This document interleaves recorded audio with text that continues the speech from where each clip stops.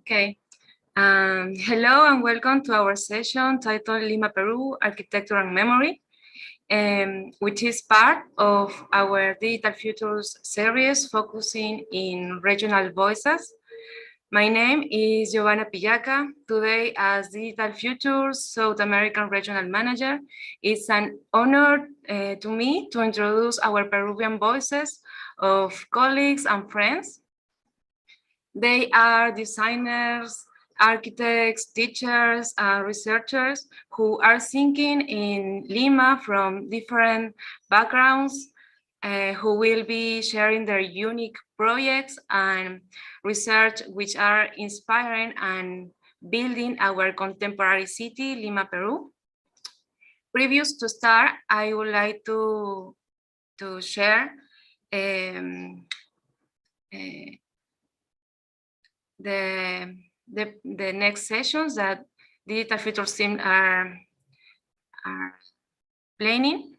Tomorrow in Doctoral Consortium, Architecture and Philosophy, we continue with Patrick Schumacher, moving on the thinkings of Nicolás Luhmann. The time to join us is 10 a.m. EST, 4 p.m. CET, and 11 p.m. in China. And to the next week, we will be having an amazing tutorial session focused on learning WASP with his own creator, Andrea Rossi. The time for this session is the same that today at 9 a.m. EST, 3 p.m. CET, and 10 p.m. in China.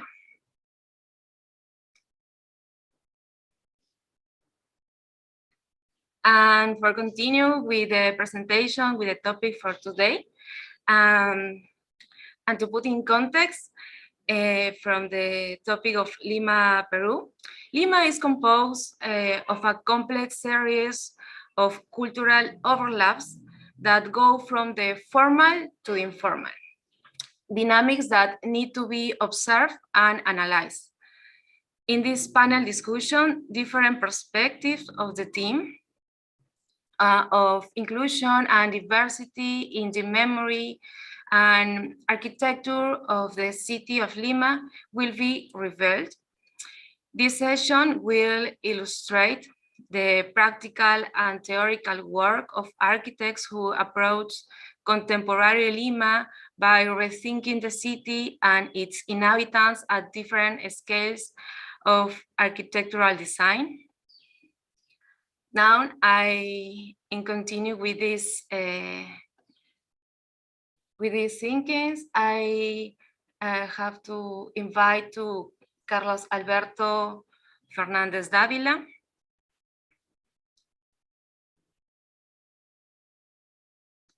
Carlos Alberto Fernández Davila is an architect and Master of Science with mention in urban renovation from the Faculty of Architecture, Urbanism and Arts of the National University of Engineering of Peru, registered architect in Peru and Ecuador. He works as consultant and a specialized lecturer on urban planning and projects in Argentina, Colombia, Ecuador, Spain, and Peru. Carlos Alberto, this floor is yours.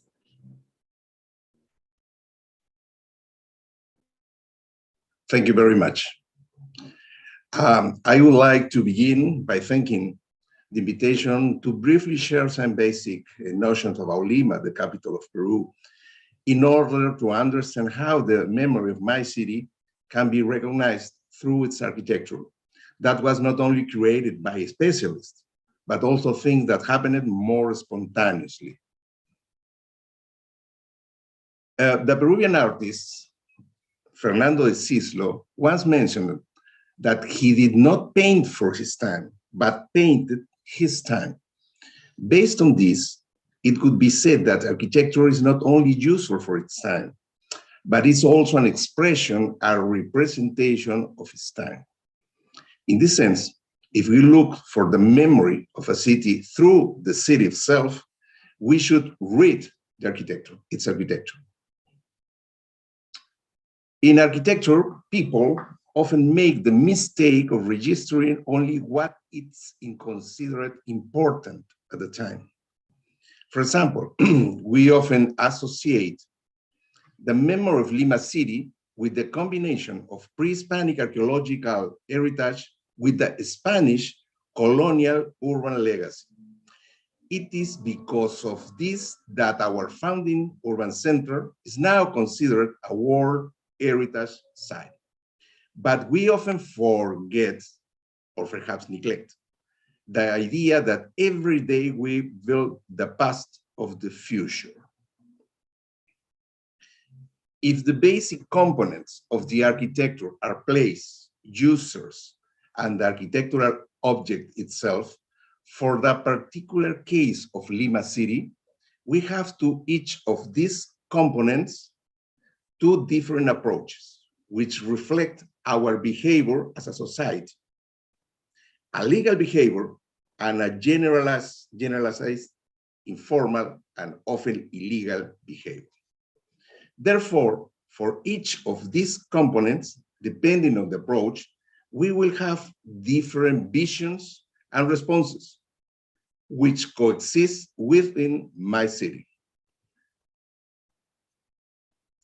Lima City sits on a vast desert, a territory where it never rains, and 3 non-navigable rivers overlap, with the steep slopes coming from the melting of the Andes Mountains. Interestingly, this city in the desert is known as the Garden City. So funny, don't you? The surface of this territory has a gentle slope. On the east side, it's surrounded by arid mountains. On the west, by the Pacific Ocean. A small part of the gently sloping territory is occupied legally. In other words, by people who acquire the territory in a formal way. However, most of the territory has been taken informally and illegally and lately in areas of high natural risk. On one side, the urban layout of Lima City is diverse, but standard. And it comprises the legal side of the city. On the left hand, you could see the image. On the other hand, we have an informal and illegally occupied Lima, especially on the slopes of the hills at the edge of the city. Part of the current legal territory was initially occupied illegally. These formerly informal areas started being considered formal neighborhoods as they obtained basic facilities like water, sewage, electricity, public transit, and eventually property titles. In other words, we can read Lima City first by looking at its urban layout and then by uncovering the different periods of occupation, how they happened, and if they are considered formal areas or not. In the last quarter of the past century, Lima City received a significant number of immigrants from other parts of the country. They saw Lima as a place of economic growth and social development, things that they could not achieve in their hometowns. For this reason, the urban population grew exponentially. The city, as it was, couldn't accommodate this number of people, showing that the initial state programs were insufficient. Thus, the illegal occupation of the land, mainly owned by the state, allows them to settle and gradually develop their minimum facilities and equipment. This new population mass, precariously settled, began to require public facilities and equipment. Therefore, various commercial establishments emerged in those areas, such as markets, pharmacies, and even educational establishments. The formal, single, and multifamily housing, until the beginning of this century, was developed on formerly agricultural land that was commercialized and then turned into housed land by private companies. The design and construction were carried out by teams of professionals and technicians. The largest supply of multifamily housing arises at the beginning of this century. Due to the easy of obtaining mortgage loans, thanks to the government program, My Home, in Spanish, Mi Vivienda. On the informal side, of the city, the solution followed the same construction pattern to an extent, but the vast majority of them were the result of invasion of land. In other words, illegal occupations. The average time to build a solid house for this nature takes approximately 25 years. And the main vision of the family is to build so that their descendants live together. Finally, 3 comments. We must remember that it's possible to understand a city as a text. Peter Eisenman tells us that it is like a palimpsest. It's up to us to read properly. A big part of Lima territory recently has the first layer of this palimpsest. These areas are known as young towns, in Spanish, pueblos jóvenes. Professionally executed architecture, as well as spontaneous architecture, are signs of their time. Therefore, we should read them and understand the text in the context of this young and old Lima. The memory of Lima is the set of the above. Not only what is professionally signed is valid, but everything else is too. It is the totality that expresses its time. This is what I research with my students. Thank you very much.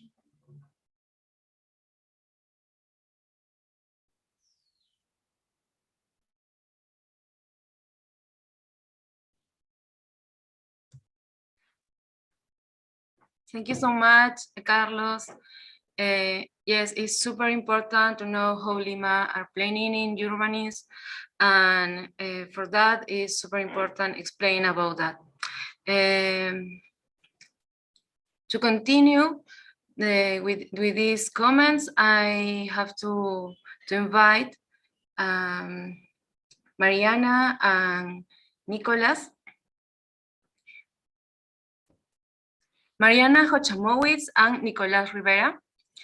Studio Jochamowitz Rivera is the architecture studio funded by Mariana Jochamowitz and Nicolás Rivera, based in Lima, Peru. They are both architects from Pontificia Universidad Católica del Perú and have a master's degree in architectural history. Jochamowitz in UCL and Rivera in AA School of Architecture. Their practice combines architectural design, art installation, as well as theoretical and historical work. Their work has been nominated for the MCHAP, Emerge, and exhibited in Venice at the Young Architects in Latin America exhibitions and the Kunstmuseum in Stuttgart. In 2019, they received a fellowship from the Academic School Solitude, and now they both teach at Pontificia Universidad Católica del Perú. Mariana and Nicolás, the floor is yours. Thank you so much, Giovanna. We will share a presentation.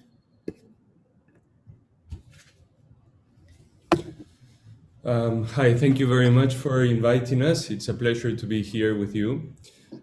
Today, we have prepared a very quite short presentation where we will share some of our latest research into domestic space in the city of Lima. And very particularly, we want to tell you the story, a domestic story, of the women's movement in the settlement of Villa El Salvador. This movement exercised a major reconfiguration of domestic life in the city between the 70s and the 80s, which we consider extremely relevant in today's context to address the relationship between the house and the city.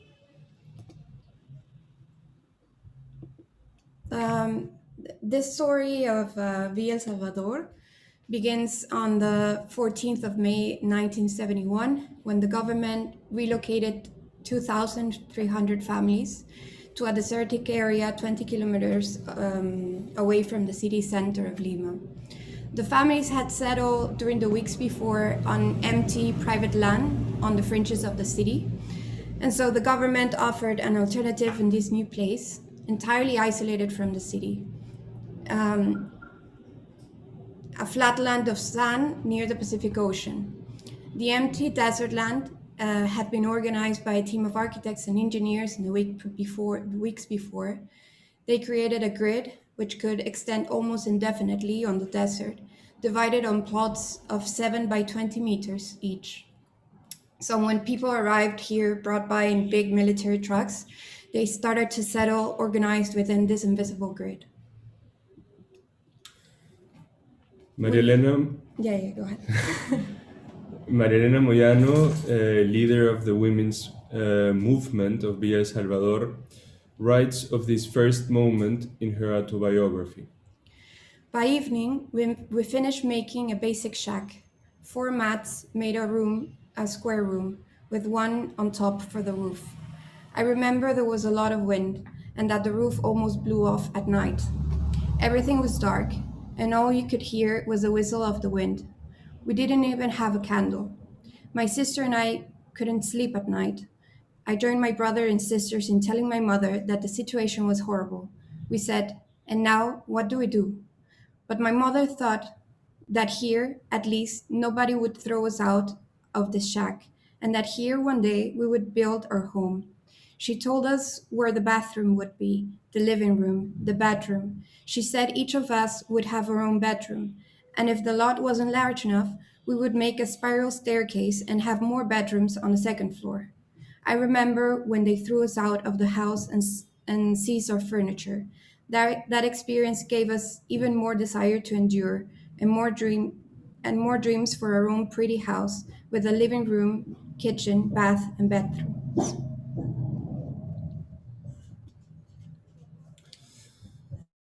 This is an image of these first moments when the new settlers were building their shacks in the 70s in Villa El Salvador, and the promise of this new domestic life would just be a promise or a desire for the future.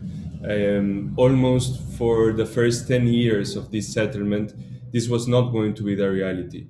Quite on the contrary, domestic life had to be resolved amidst a landscape very similar to the one we see in the photograph. So what happened is that this pretty house that everyone was dreaming about implied a house made out of brick and mortar, a solid big house, and this, of course, would have to wait for a while.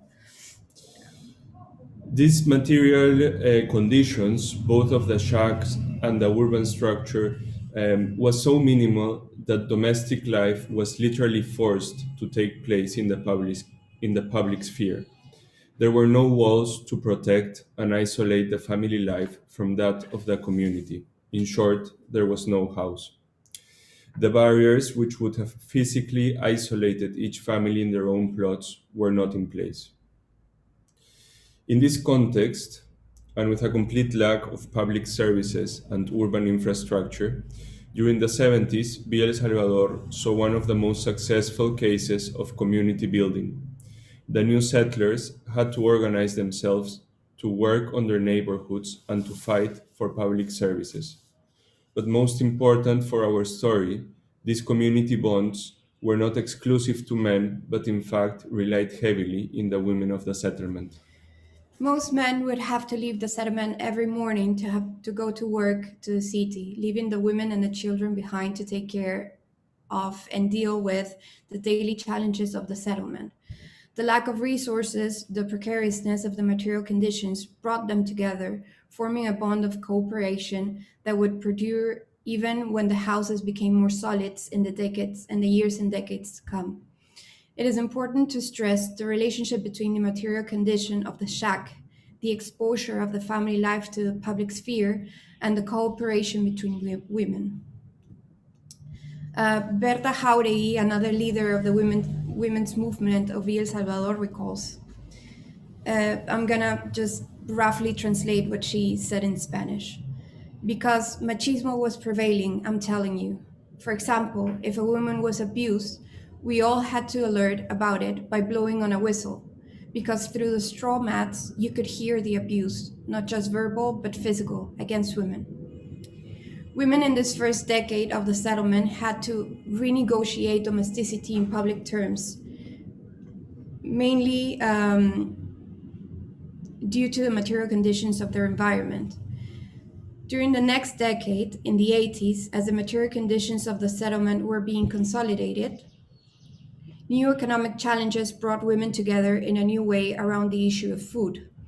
Women who in the previous decade had already challenged the privacy of domesticity reorganized the act of cooking and eating in a collective way in their neighborhoods. So this story of the women's movement, we can almost architecturally, or in the story of the settlement, we can see very clearly two stages. No? A first stage in which these bonds of collaborations were being established just because of the material conditions of the precarious material conditions of the settlement in the first decade. And then in the following decade, in the 80s, we can see how these new leadership skills and cooperation bonds between women were taken to other projects that were still renegotiating how domestic life was to be experienced in Villa El Salvador. This is another instant where Moyano explains about her experience in Villa El Salvador. She says, "This participation has been very effective in alleviating hunger and misery. Women have organized communal kitchens, hundreds and thousands of them." So in this new decade, these bonds of cooperation moved and developed a very complex system of communal kitchens in this new district of the city. And it is mainly about these comedores, which we want to focus for this last part of the presentation, and the domestic life that they entail. Oh, sorry, cannot play the video.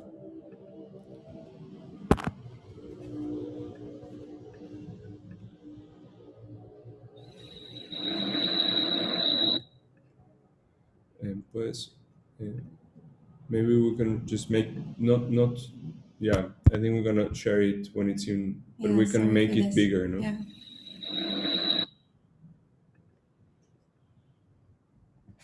Yeah. So first taking place inside private houses, the first comedores began to open. Comedores, which is just translated for dining room, and I really like this name of comedores populares, which means public dining rooms in a way, which is pretty much an oxymoron if you think about it. But they emerge as answers to the need of feeding the family for less money. Women would get together in their neighborhoods to buy food and cook together. Eventually, they started receiving donations donations in the shape of food for their comedores, and they organized themselves. These comedores, the first one especially, were being held inside the private houses, which is a very and in this case we see a very interesting transgression, because we had talked before about how the dream of the private house was in the waiting during the decade of the 70s. And in the 80s, when many of these houses had been finally built, a new transgression of the domestic sphere was taking place with these comedores. Because inside the new private houses, the public and the collective was being allowed to enter to solve the problem of feeding their families. This produced a very important displacement of domestic life from the family to the community, and from the city to the house. Eventually, most of the communities went from being held inside a private home to purposely built structures which belonged to the neighborhood.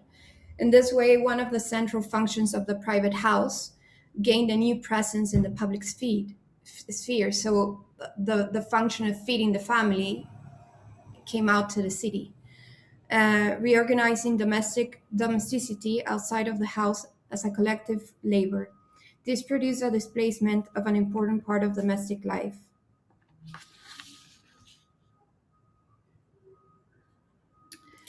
I want to particularly stress that these spaces of the comedores, which are initially thought and organized to solve a very critical problem of feeding the family, very naturally and quickly became spaces for the community, and especially spaces that were there to address issues that were of direct concern to women and domestic life. Here, women could get legal advice. They would organize health campaigns for their children and also for women's specific health issues. There were many training sessions on topics such as leadership and managerial positions within any organization, particularly the communal organizations or political organizations. And most of the women involved in the comedores eventually became part of the women's movement of El Salvador, which is an activism group.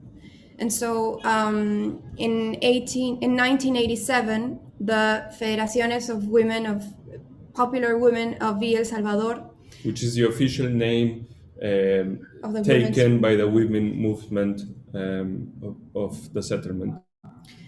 They built the House of Women, or La Casa de la Mujer, dedicated to an agenda for organizing the concerns of women mainly.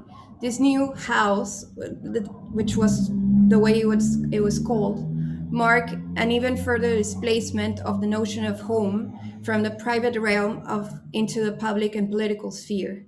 The Casa de la Mujer was there to organize a broader agenda and network of women in the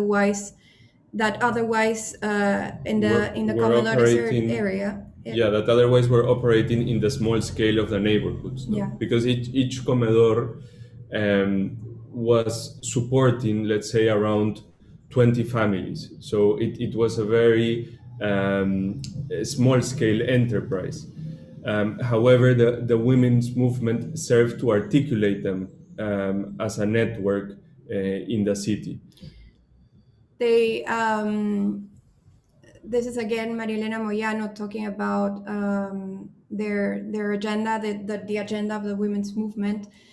She talks about how they have called for marches for peace, for the right of water, for human rights, and anyway, a bunch of topics that were urgent for women at the time. What we find fascinating about this story is that the women's movement was able to renegotiate domestic life in a new way, taking it out from the private sphere of the single family house and incorporating it into the collective and the city. They made the political and the public not being opposite to the intimate and the domestic. And even though the conditions which brought forth this renegotiation of domestic life were rooted in poverty and necessity, we consider it extremely useful and relevant to reassess our model of house and city, which we as architects continually project as desirable, as the house that is moral, hygienic, correct, modern. So for us, this is such a valuable memory of the city for reasons that transcend the act of overcoming poverty. It is also a story about how women, through care, fulfilled their domestic role, but subverted the shackles of the role by bringing them to the public sphere, by making them communal. Its memory is still here in the city and has re-emerged with particular strength during the COVID crisis, with the new emergence of ollas comunes in many cities of Lima. These are still very precarious and not organized in the way that the comedores were, but the memory of previous lessons is still there, and I think it's particularly relevant for architects, designers, and urban planners to find more cooperative way to imagine both the house and the city and its relationship. Thank you. Thanks.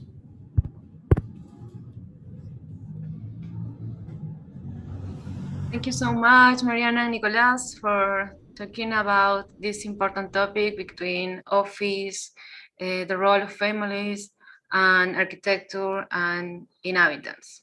To continue with our presentations, we need to present to Rosabella Alvarez-Calderon.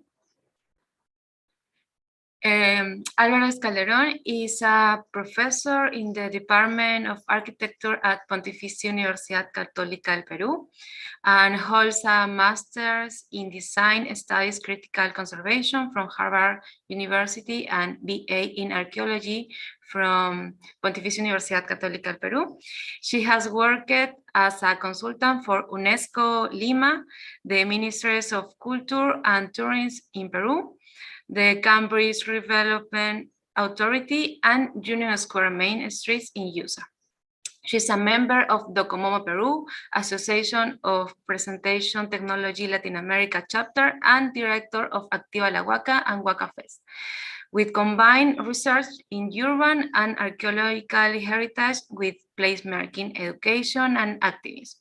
She is currently a Mellon History Teaching Fellow in Landscape Studies and Dumbarton Oaks in Washington, D.C., and now is coming with us. Rosabella, the floor is yours. Hello, thank you very much for the invitation. And I'm looking forward to sharing you this, something that I've been developing here during this fellowship, and also my work at the Católica University and with Activa la Huaca for the past several years. So I'm going to share my screen now. Can you hear me well? Super. Yes. Yes. Okay, let's start. So I am here at the Dumbarton Oaks Research Institute in Washington, D.C., which is a research institute that is associated with Harvard University, and being part of a fellowship called the Mellon Foundation Initiative for Urban Landscapes, Democracy and Diversity in the Urban Landscapes. And my project is basically an offshoot of Activa la Huaca, Huaca y Ciudad, the archaeological site in the city. And I've gone beyond the principles of just understanding the ways in which the past became embedded in the processes of formation and transformation of the city, and trying to understand how design can be used to better integrate this past into the city. After several years of working with students and professionals and government officials, we got many wonderful ideas, including some that came out of the last Biennale of Architecture. but also several challenges and several problems. And that is something that I would like to address here. Some of the challenges, especially in Lima, which is not just the largest city in Peru, housing 1/3 of the population of the entire country, but also Lima was built on top of an existing cultural landscape, which remain about 400 sites dating from the pre-Hispanic period before 1535. These are some of the ideas that I like to address. First of all, the idea that the city of Lima was a negotiated process. When I try to understand urban history, I try to understand not just how it was created, but who were the people, who were the actors, what were their agendas. Second, the idea that the city had two processes that were each very complex and involved many actors. The formal city and what we just heard, the creation of the informal city that was sometimes illegal, but not always. What were their agendas? Who were the actors involved? And how did this pre-Hispanic landscape, this cultural landscape, come into play? I also do a lot of discussion about how is it that we teach history to different audiences, in my case specifically to students of architecture and engineering. But also I have had these courses for the general public, some of my peers in archaeology, architecture, engineering, and more in-depth discussions with government officials where we bring the academic focus into their more on-the-job experiences with some of the courses. And here on the right, I see some of the themes that I'm worried about now. The idea that what is heritage and who has the right to enjoy that heritage and to make decisions about that heritage. The three main questions that I always start all my discussions with. Heritage for who, for what, and who makes the decisions. Then how is it that these sites communicate an individual and a collective memory about the past and about the landscape? Then this idea that the whole state of the ruins, because yes, they are ruins, they are also sites, but they are also ruins because, and that's what motivates a lot of people to want to intervene into them, because we have not yet addressed our discomfort with decay, with the process of ruins. What does that mean? This ambiguity, this incomplete state that prompts us that we think something that is decaying is something that is abandoned, neglected. And if it's abandoned and neglected, it means we have to intervene to make it seem that it's cared for. And I think that's a really worrisome issue. Then about accessibility and how is it that we deal with this fast. So Lima has been represented in many ways. This is how the city, or more specifically, the Valley of Lima, looked to the visitor Thomas Hutchinson when he visited shortly before the War of the Pacific in 1873. We see the valley of what we call the Valley of Guatica, which is basically Rimac. We see the river, which is over here, and the very small city of Lima. We see that the space that is now occupied by the modern city of Lima was actually a very complex cultural landscape, housing not just a very elaborate geography. We can see those elements of the landscape that have now been rendered invisible and flattened. Everything from the Surco Canal, which is actually a canal, not a river, the complex system of canals built by the pre-Hispanic period, which were then expanded and used by the Spanish to create a system of agricultural plantations known as haciendas, and which still today serve to make our spaces green in a valley that's been mostly denuded and which has access to very little water. These pre-Hispanic canals, this pre-Hispanic infrastructure are the reason why many places in Lima are able to have green spaces. And you can see which are the districts which don't have access to many green spaces. They're usually the places that don't have also access to these canals. You can see the railways, and in yellow, we can see some of the most noticeable of the pre-Hispanic sites, including Guayamarca, Puquiana, and the Maranga Archaeological Complex. To illustrate how this is pre-Hispanic landscape, I'd like to bring this image from the doctoral dissertation of Joaquin Narvaez, which shows this idea that Lima was a desert. No, it actually wasn't. There's some desert land, but it was built on the valley of Rimac and of also Lurin. There was a river, but there was also very flat land and numerous different ecosystems.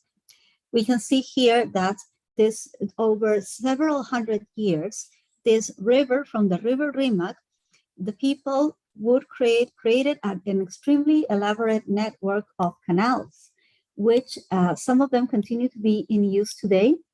Kind of explains a lot of what the location of many of the archaeological sites. As you can see, most of them are associated with some part of the canal network. Most archaeological sites are located next to, or at least close to, some of the sources of water. This is to say that Lima was basically built on top of an existing cultural landscape that lasted for many years. It was not built on top of empty land, or even worse, just agricultural land.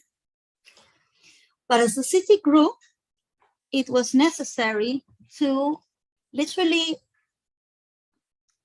do away with the existing landscape, which was considered not necessarily unimportant, but not as important as the need to expand the city. This led to the fact that even though many archaeological sites have been protected by law, at least since 1929, when the first comprehensive heritage protection law was enacted by the government, greatly in part thanks to the efforts of archaeologist Julio César Tello, who also created the first archaeology museum and was not just a researcher, but a politician who realized that the protection of heritage, how he envisioned it, had to be institutionalized into institutions like government institutions, museums, and educational institutions, but also into a body of law. Even then, not all sites enjoyed equal protection. If people invaded the sites, if poor people invaded the sites, like as we have seen before in the previous presentation, they would be dealt with harshly. But if the powerful people, as we have seen in this image, were the ones who were using their own resources for destruction of these sites in order to flatten the land, to urbanize these areas at their own expense, then the government did not do a lot of interference. This drawing, which is part of the Tello archive, I like it because it's not just a document, but it's the artist, Luis Coxi, addressing us. He's literally telling us not just what's happened, but he's giving an explanation. So this is not just a document, an illustration, but it's also a conversation from the past to the future. And this is the city that we have right now. A lot of sites were mostly destroyed, but some sites managed to survive. We see here parts of what we call the Maranga Archaeological Complex, which is located near the present-day campus of the Pontificia Universidad Católica del Perú, Universidad Nacional Mayor de San Marcos, and the zoo we call the Parque de las Leyendas. On the top photo of the right, which was from the Aerophotographic Service, we see one of the main buildings. This is a building that dates from the late intermediate period and Inca period, more or less the 14th to early 16th centuries. And this is something that the present city has made almost invisible. We see the buildings, but we don't see the networks. We don't see the infrastructure that supported its sites. We see the building, but we don't see this, this aquifer anymore, where the water that came from the canals came from. We see the zoo being built, we see the infrastructure like the parking lot, but we don't see the fields anymore. We don't see the land as productive anymore. We don't see the geography anymore. Even the view from with the ocean and nearby sites. The area was developed in a sort of, following a sort of a suburban model in which this very small footpath, which may have been used originally for the Maranga Hacienda, the Maranga agricultural estate, was converted into almost a highway, which is basically impossible to cross. And the way to protect these archaeological sites became to enclose them by these huge walls.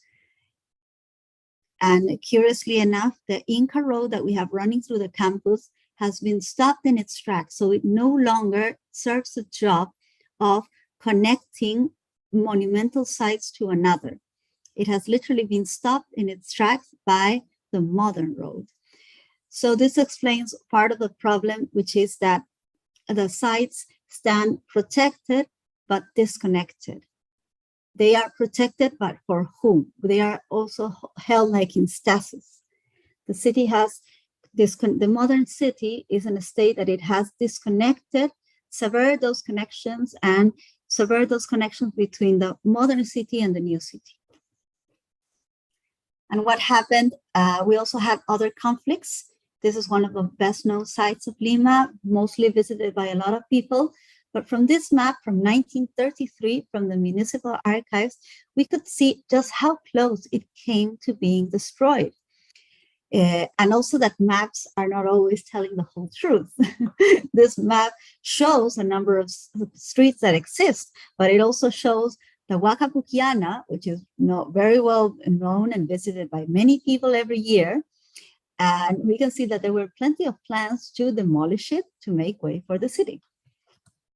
Puquiana was actually saved by a deliberate effort of many forces that had to band together to literally save it, but also to transform it. So what is our current preoccupations right now? First of all, huacas, which we refer to as all buildings, it's a term we use mostly in the coast and mostly refers to our sites made of earth. It is not usually used in the highlands, where sites are typically more durable and made of stone. Huacas are typically more of these words used in the coast, in the central coast, in the north coast, in the south coast, to refer to this architecture made of earth. We would think that because their heritage, their national heritage, they would belong to all people. But no, they're actually, according to law, they belong to the state. They do not belong to the people of Peru. And they are mostly managed and the responsibility of a single, terribly underfunded entity, the Ministry of Culture, which is the main responsible for their care. It's an almost impossible task. The Ministry of Culture cannot single-handedly handle the management and care of every single archaeological site in Peru. Also, there are plenty of conflicts over land use, as many of these archaeological sites occupy valuable land, very central land. And so sometimes there are conflicts set up where, because there is ambiguity in their use, especially when they have not been set up as site museums, there is a sort of resentment that people feel over these lands because they become negative spaces of ambiguity. Access and use to them is restricted, and often there is no viable or sustainable framework for their use and intervention. And then also we have a false dichotomy set up, in which in many cases people are made to think that they cannot have a hospital, they cannot have a park, they cannot have a service that they need because there's a huaca that's occupying that space, which is of course absurd. There should be space for everything. But then we also have cases like this, El Sauce, pre-Hispanic cemetery in San Juan del Urigancho, which is Lima's largest district with over 1 million people, where we have the site is a cemetery, which means that it's conveniently underground, which means that it's conveniently protected. But the protected elements are underground, not over the ground. That element affords protection, but it also, the surface is very conveniently freed up for use by modern people. So the cemetery, we have the ancestors protecting the underground, while the ground level is being used for all sorts of activities, from soccer matches to mototaxis practicing their driving. Unfortunately, because of fears over the site being taken over by other users who would privatize it, this particular site has been fenced now, which serves to demarcate it that it's actually an archaeological site, but I fear that it may have severely restricted how it may be used. I think it's a really worrisome trend, our fear that if we don't fence it, it's not valuable and it's not in someone's care. So after doing this research and trying to understand the very complex relationship between people and sites came in my work, not just my teaching work, but also my more placemaking and educational and work as not just an academic, but also as a citizen. It comes in the side of 3 projects, Waka Fest, which is the 2 logos on the left from the two main events that we have had, and Activa la Huaca, which is a project I have with several of my a group of architects. Okay, let me go for the next one. This is part of the courses I do, how they have changed over the years, in which students understand these sites, usually their neighboring site, and try to envision a future for them, but from an in-depth study of these sites and their environment, their neighborhood.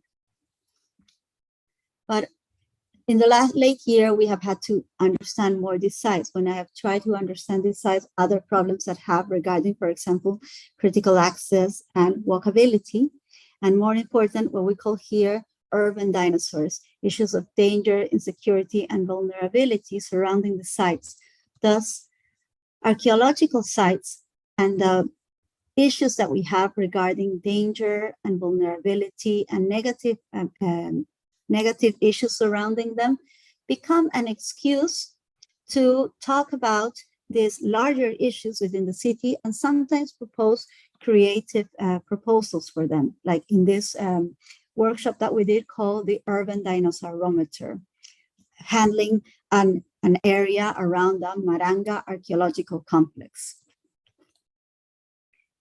Another issue resides about the Huacas as urban ruins, as places of value, but what is a proper way to address them? Why is it not okay? Why do we think that it's not okay for the sites to just become ruins? Why can't we respect decay? What is our discomfort with them? And finally, these are some of the issues that I'm thinking right now about the role of the past within a modern city. For instance, what we have here, can archaeological sites, what is the similarity with other public spaces and the public realm in general, especially places that are also vulnerable, that are also hold a lot of value, like beaches, parks, and more what I call the spaces of ambiguity, the histories and layers of the place, issues of critical access. And finally, part of my work is, what do I want to encourage in people as designers of places, of buildings, and especially of policies? How do we not just become people to, when people design both sites, policies, and practices that have real impact on people's lives, When we think about the past, the idea is not how to think of, oh, how do we deal with the past, but instead trying to encourage people to become more literate, more understanding, learn how to read and understand the urban landscape in its many forms, its historical aspects, its geographical aspects, its social aspects, and learn to be empathetic and consider the value that these places bring. Thank you.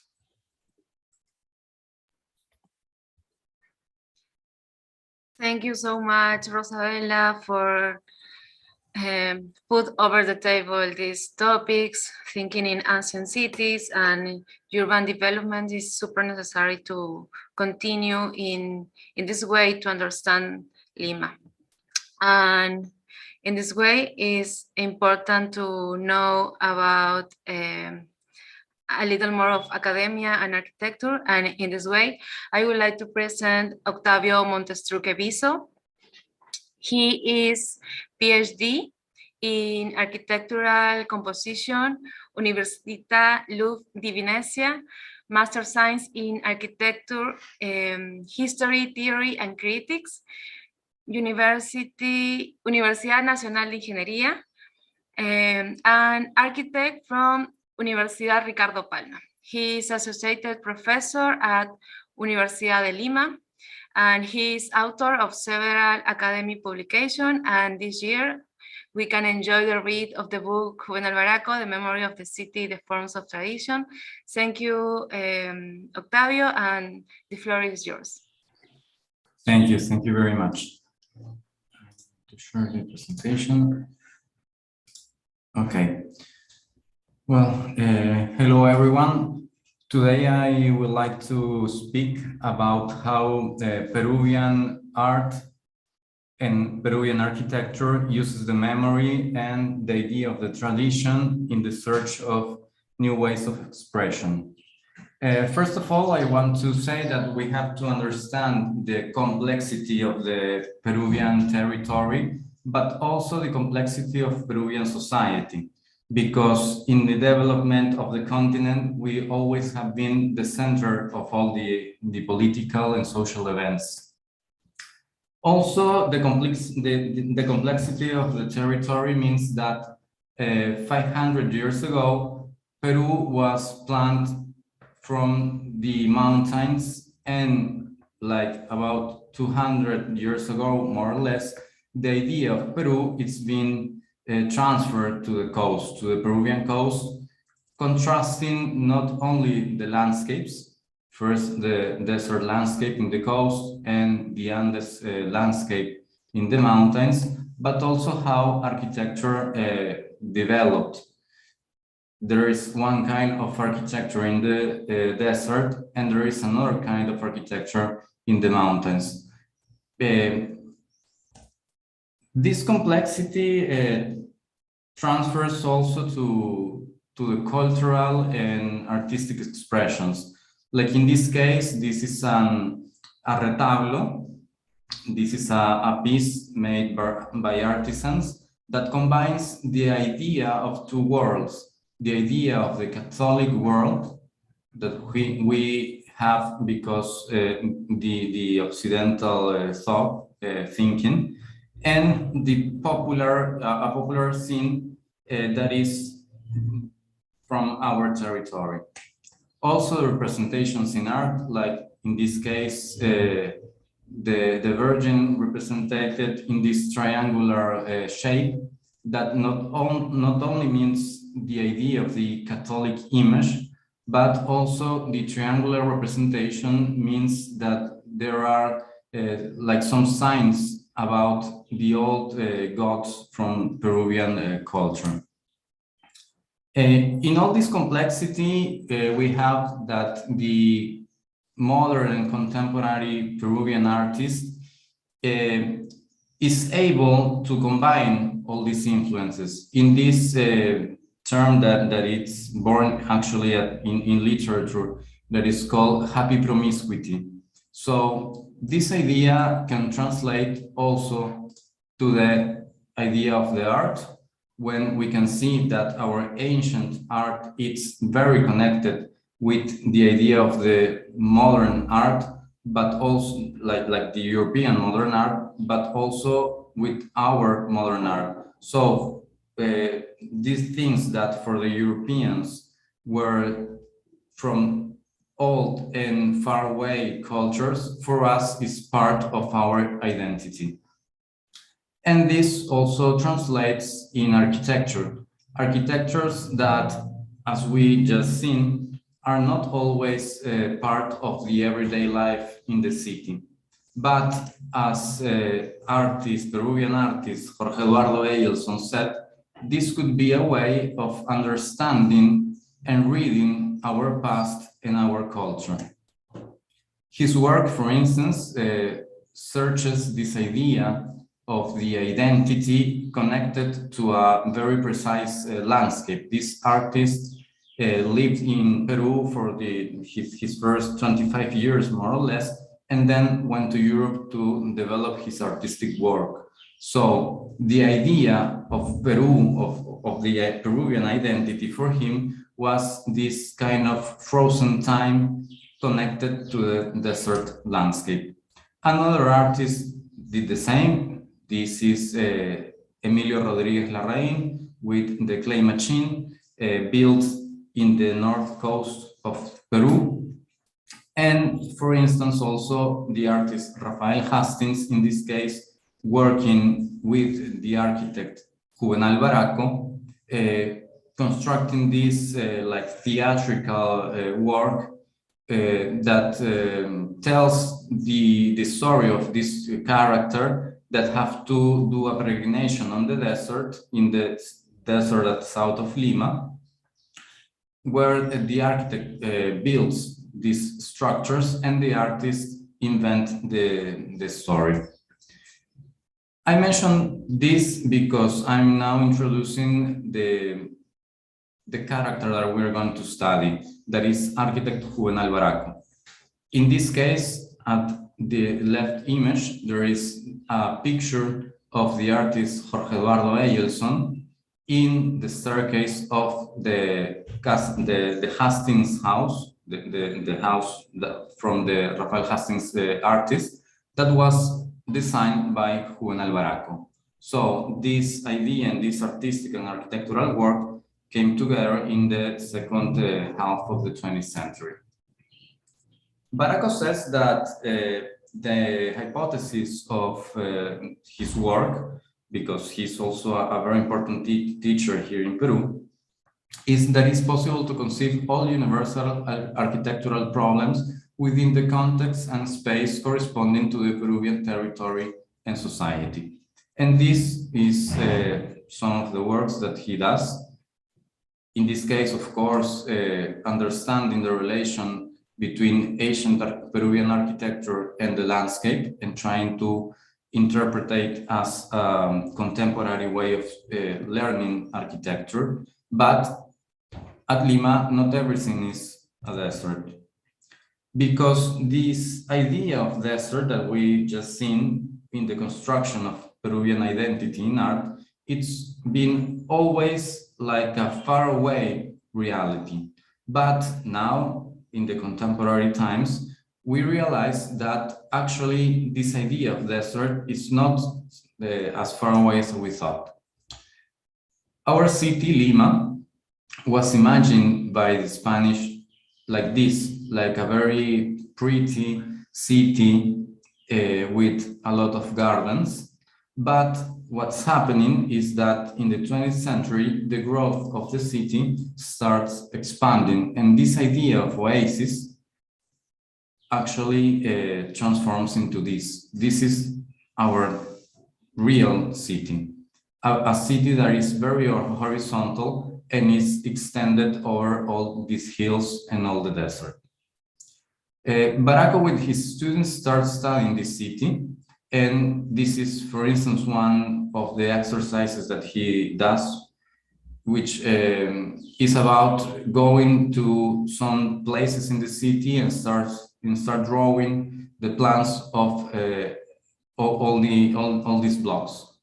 In this case, this is the part of the city. It is called Barrios Altos. It's a a part of the city very near to the historical center that has some historical buildings, but also a lot of auto-constructed buildings. When he starts studying the city, he starts drawing not only the plans, but also the facades. So in this idea of trying to understand how is built the city, he also develops his work as a designing architect. In this case, the school of the Peruvian Air Force, this is a building designed by him in the 80s, that is the building that I will present. These are all the walls from the building that, when came recomposed, starts giving us this idea of the complete architecture. These are the plans. There are two buildings with a long square at the middle. There are things that were not built, sadly, like this extension of a building that should be built in this part, like the door, let's say, of this complex. And here was thought like to have like a little chapel. Sorry. Here there is the dining room for the students, and here are the dorms. The idea of this building is to try to rebuild the memory and the identity of the city. This city that we just seen, that it's not only that it's not planned with this growth, but it's built by their own inhabitants. With these investigations that Baracco carried along the years, he starts finding some patterns that can repeat and can be these tools of doing architecture. For instance, in this block, he understands that the way of the construction, let's say, of the movement spaces are with this kind of long spaces, and that can bring light, natural light, and ventilation to the houses that are built inside. This he put it like in an abstract process to one of the buildings in the Peruvian Air Force School.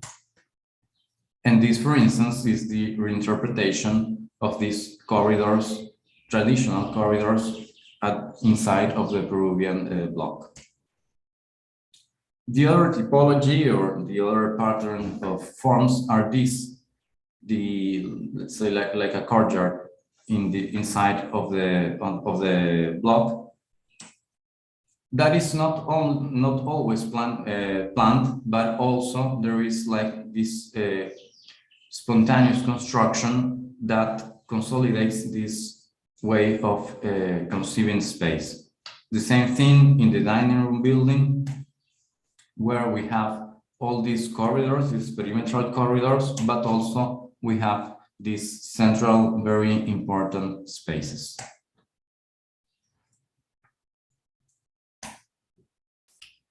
Baracco defines this idea of tradition that is very interesting, because he thinks that the tradition first can be represented or materialized in a physical context.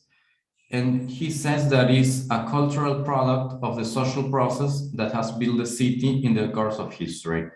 What does it mean? That there is not only the important and representative architecture, but there is also very important to think about how people, how the same inhabitants of the city built their own city. And there are these ideological codes over time and space that starts building the idea of tradition. And actually, we can confirm this in these drawings, where we are seeing a block that it's been built by their own inhabitants, where we can recognize the initial patterns of space, these long corridors and these central spaces. And this is how our city is built. But also, if you can see, this is built with a very close perimeter wall. So the idea of discovering the inside of the city is the idea of penetrating in this kind of very hermetic construction to then find there is a very varied way of spaces and corridors. So if we do a reconstruction of this block, we can find a lot of very interesting spatial relationships that can be used in contemporary architecture, like Baracco does. Also, the idea of the movement as a way of discovering the inside of the traditional architecture is an idea that Baracco uses in this building, changing the scenes in just very few meters away. In this understanding, the architect can tell that there is a very high importance of thinking the structure of the form as an idea also of a structure of the space. So in this case, the idea of going inside the forms or this kind of masses is also a way of discovering this void at the inside of the city. This idea is also translated in this architecture, where the sequences of the spaces changes a lot, and this is a way of understanding how the memory and the architecture, the traditional architecture of the city, can start building in a process of abstraction and reinterpretation a contemporary way of doing architecture. Thank you.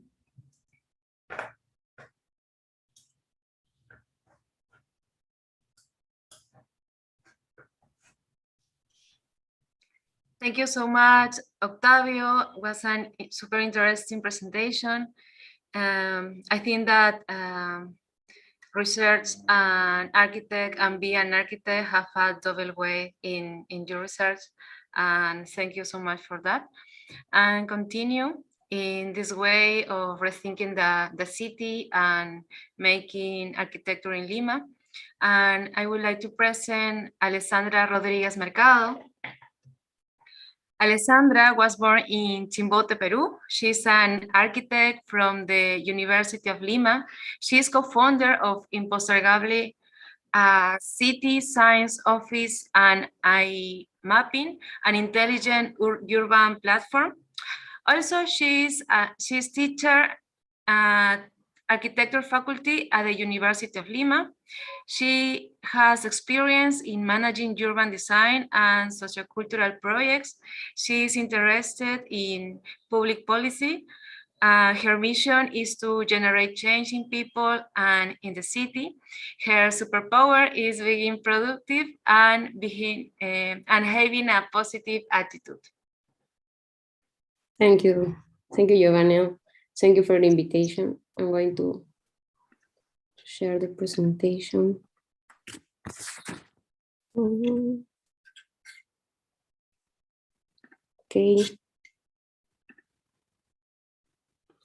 Okay. Good morning. Thank you for the invitation. Today I'm going to share with you the memory and architecture of Lima through the work we do in Impostergable. Impostergable is a city science office specialized in urban design and graphic representation, where we like to turn ideas into creative solutions and transform our cities. We are a team of city science with a multidisciplinary approach, and passionate about the city, curious for answer, and lateral creative. Our mission is to design graphic and urban projects with high transformation power and impact in our cities. We are co-founders and architect partners, and we have a city science approach based on 4 factors. First, science. Our projects are born from research, analysis, and diagnostic processes. Art. We process and communicate ideas of our projects through graphics. Territory. We map, recognize, and understand the territory as the main layer where all intervention is developed. And people. Our projects are designed for people, and that is why we work hand in hand with them. Our process has a multi-scale scientific and human approach. It goes from research through diagnostic, ideation, visualization, project measure, and communication. Our work is based mostly in Lima. Lima is the capital and most populated city of Peru, with more than 10 million inhabitants. And it is a city made up of 43 districts and has many contrasts. Today I'm going to tell you about 3 projects with an urban communication approach. The first one is PUCU. It is an urban project for early childhood. Second is 11 Park at Cercado de Lima. It is an urban analysis project to identify how urban design responds to early childhood. And finally, Surquillo, the Flavors neighborhood. It is a place brand project in one of the districts with a food and gastronomic offers. Okay, PUCU, Paths of Encounter for Early Childhood, is a project that began in the Childhood Neighborhood School organized by CCC and the Municipality of Lima in conjunction with Vernon Van Leer Foundation. PUCU, the names refer to the place where it is located in the district of Pucusana in the south of Lima. It is a watering place whose main activity is artisanal fishing. The objective of the project was to develop an urban project that is sought and designed for early childhood and their caregivers, because as this phrase says, if we change the beginning of the story, we change the entire story.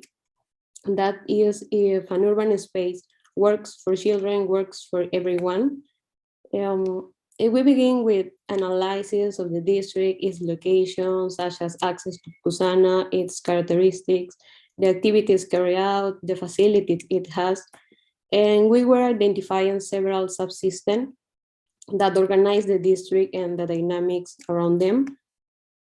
Also, we carry out field work, visiting the places where there was a greater presence of early childhood. We carry out participatory work with children and their caregivers. We also see what the children see on the street, what elements they found at their height, and it was interesting to see that the most of the elements at their height was obstacles. We changed the urban scales, so the district facilities, how many were related to early childhood and where they were. On the other hand, we also analyzed the characteristic elements of the Pucusana district, such as boats, unevenness, sand, murals, care for fishing, tires, nets. And we elaborated metrics of how these elements could be used for the urban design of the space, but also that also respond to each of the age of early childhood. And in the micro scale, after having carried out the field work, analysis, and urban diagnosis, we decided to carry out the project in the busiest area of Pucusana town through a labor project that is the path for early childhood, and that had 2 seed projects. One in the left side is San Martin de Porres Boardwalk. It is a space widely used by children and their caregivers, especially in the summer season. Parents or caregivers work around it in the fishing activity, and the children try the opportunity to be on the boardwalk. And in the right side is San Martin de Porres Market. There are a lot of children with caregivers, especially a mother of family, who accompany them in their work. And in both cases, we applied the metrics of elements and design a space that would attract early childhood, that at their height would have elements that would allow them to play, grow, and mainly to learn. The second project is 11 Parks at Cercado de Lima. It is also oriented to early childhood. Here we analyze 11 existing parks through the toolkit developed by Yangel for early childhood. With the toolkit, it was interesting to understand the movement of the children and their caregivers in the parks, which change according to the variable of time during the morning, afternoon, and evening. It also made it possible to locate in which area of the park's early childhood is found and what urban elements were there that attract them. This analysis and specific mapping allow us to understand the dynamics of the park with respect to the early childhood, length of the stay, the activity they carry out, who accompanies them, why they go, and finally allow us to draw a conclusion, and we create these metrics where we understood how from the urban context, user, and urban furniture, there was a relationship in how the park could or could not be attractive space for early childhood. The third project is Surquillo, Flaysburg neighborhood. It is a territory brand project whose objective was to propose communication tools that would attract a greater public to the district. Surquillo is located in the downtown area of Lima, and it is a district with varied food and gastronomic offer and system. There are restaurants, markets, formal and informal commerce, food trucks, and fairs, and there are also many actors involved in this system. However, it is still a transition from sustainable to healthy in every way. As in all projects, we started with an analysis and diagnosis and put on the table mainly the network of markets and restaurants on different urban scales and focus the project on the micro scale. We also work hand in hand with market traders and restaurant owners to gain insight for development. This is how we were able to develop a strategy for a pilot project for the bicentennial markets campaign, creating an identity for the district of Surquillo, which is based on all the research carried out, but also this can be applied to the territory through simple but key urban intervention to link the brand and communication to the physical space. And the residents of Surquillo and visitors can recognize the food system, like this example in the facade of the market number 1 in Surquillo. And it has been a brief summary of our work. Finally, we want to leave you with this phrase: we must approach the city challenges at all scales and with a holistic and multidisciplinary approach. You can see our website and be part of our community on social networks. And also this year, we started and create our community of scientists from the city. We share ideas and conversation, and you are invited. And thank you so much. Thank you so much, Alessandra, for your comments, for your unpostponable contribution about the city of Lima and your research with the community and urban planning. Finally, our last presenter in this panel is Brando Bocanegra.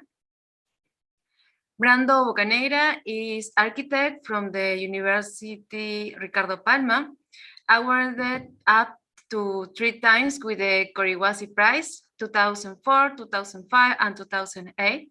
which is awarded by architecture faculty to the best student in the architectural design workshop. After completing his degree, he worked as an architect in various offices, the last being the office of the architect Juan Alvarado, which finally left to pursue his own professional search. He has been teaching since 2010, starting as teaching assistant at the metaphor and performance level of the 15 workshop, led by architect Juan Alvarado. He currently works as independent architect, developing projects in the city of Lima and Cusco. Brando, Bocanegra, the floor is yours.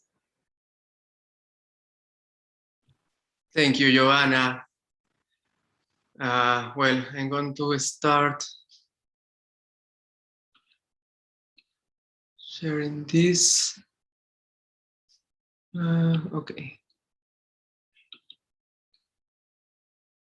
Well,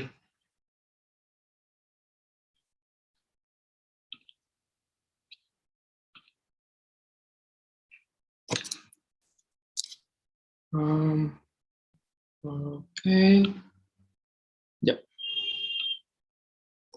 So, hello everyone. Today I'm delighted to be part of this meeting to talk about memory and architecture, specifically in the context of an area located at the historic center of Lima, where I developed my diploma thesis project. Sorry. So I will start by giving a short introduction of the context. Now what you are seeing is the city of Lima, capital of Peru, which lies in the desert besides the Pacific Ocean. This is a closer satellite image where you can see the urban tissue in the city center, commonly known as Damero de Pizarro, Pizarro's checkerboard, because of its quadrangular structure and the last name of its Spanish founder. In the 80s, the center of the city of Lima was in a way a different place from today. The heart of the metropolis was going through a process of deterioration and depression. Informal commerce took over the streets, dirt and garbage accumulate in the corners, public transportation was a completely chaos. These were the views that one had when walking through the streets of the center, kiosks occupying the sidewalks and the lanes of the roads, disorder, chaos, insecurity, informality everywhere. All this largely due to the laziness and abandonment of the authorities. Fortunately, in the mid-90s, this begins to change. Major reforms were carried out in the order and cleanliness of the city. Great efforts have been made to recover this sector of the city, which is definitely different today. However, I think it's necessary to have a project to help consolidate this revitalization and sustain it over time. Well, in my research through satellite images near the San Martin Square, I found this change in the city. Here you can see it, a park that suddenly appeared. Well, it is a building that was demolished in 2004, designed by architect Enrique Sebane Ross in 1960 in a modern style. It was a 16-story building that housed the headquarters of the Commercial Bank of Peru. Now you're seeing some pictures of the exterior, some interior views, and an aerial view. Well, at the end of the last century, the country was convulsed in the middle of a political crisis, stained with corruption in the highest spheres. These scandals led to marches and riots in every corner of the country, and that after several days finally reached the capital. And it was in this precise place, the intersection of these two avenues, that the confrontation between the protesters and the police took place. The date was July the 28th, 2000, Peru's Independence Day. The final episode in a long list of tragic events during the internal armed conflict that occurred in the 80s and the 90s, initiated by terrorism, which claimed the lives of nearly 70,000 people, innocent and guilty Peruvians against Peruvians. Well, amid strange circumstances, the building caught fire, compromising part of the horizontal volume structure, while the tower remained standing. This is a picture taken the very next day of the fire. The specialist's final report revealed that the building had not suffered considerable structural damage, remaining in ruins for almost 4 years until 2004, when it was finally demolished.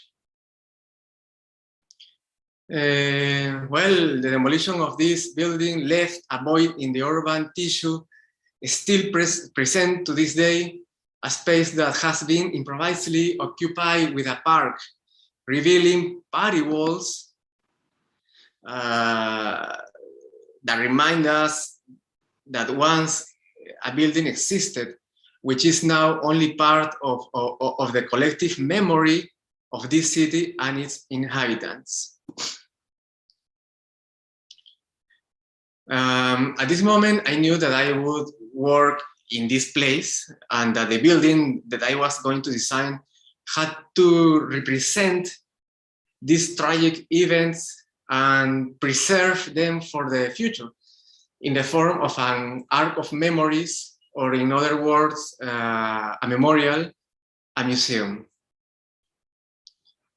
These are some master plans of the historic center, which I took as a reference to develop the project, some regulation, and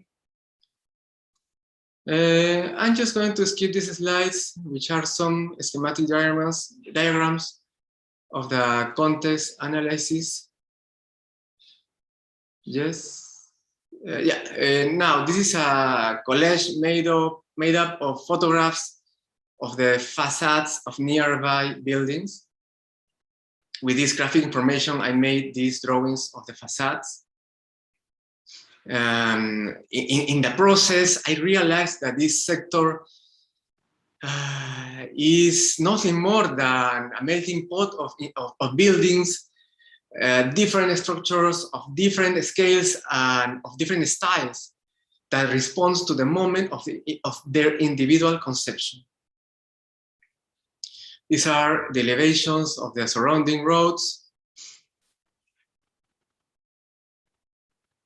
Now this is a drawing showing the site and the adjacent buildings that would be intervened. A 3D model of the site and the buildings. I decided to recover and recycle this building designed by architect José Alvarez-Calderon, just like Rosabella, in a building designed in the mid-40s, which is an apartment building consisting of 6 stories and 1 underground level. Here are some pictures I took of the building and its spaces. And here are some drawings of the building, some plans. I'm just gonna pass this quickly, some sections, elevations, intervention drawings. In my observation of the surroundings, I noticed the progressive development of the surrounding heights towards this site, the site I was working on.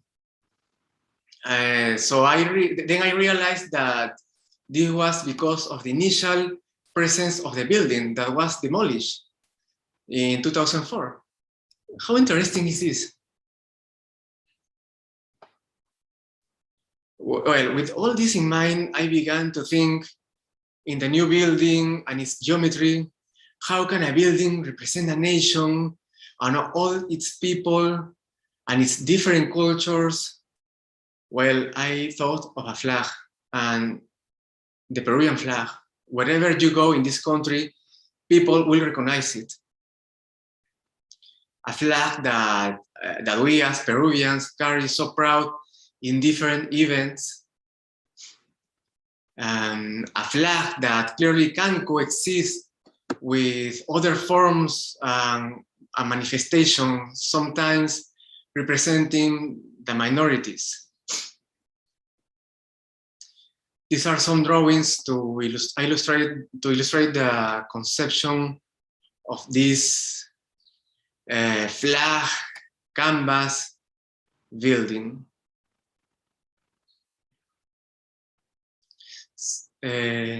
So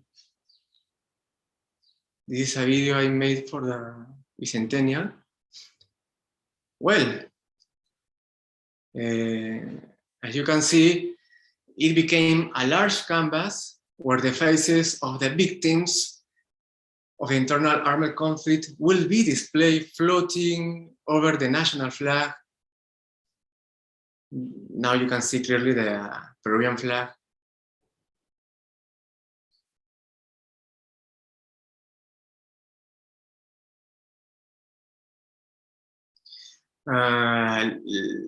LED screens, LED screens, and holographic projections arranged in the facade structures display animated sequences showing a selection of the faces and the pieces in exhibition, and at the same time invites visitors to tour the museum.